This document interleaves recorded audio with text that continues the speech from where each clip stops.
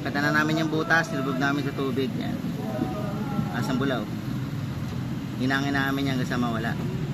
Yan, pag nakita na yung butas, hinangin namin yung butas gamit ang mop gas at silver. Yan, okay na. Wala nang bula. Nahinang na namin yung butas. Yan. Wala rin mga bula sa kabila. Okay na, goods na.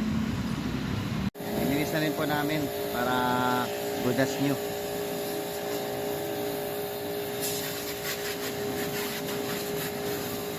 Yan, sinabunan na rin namin para mabango. Mamaya kargaan namin ang preyon yan.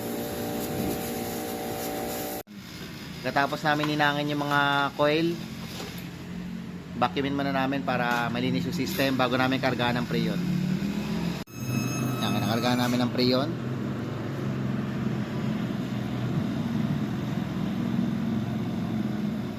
Yan, sa 100 na.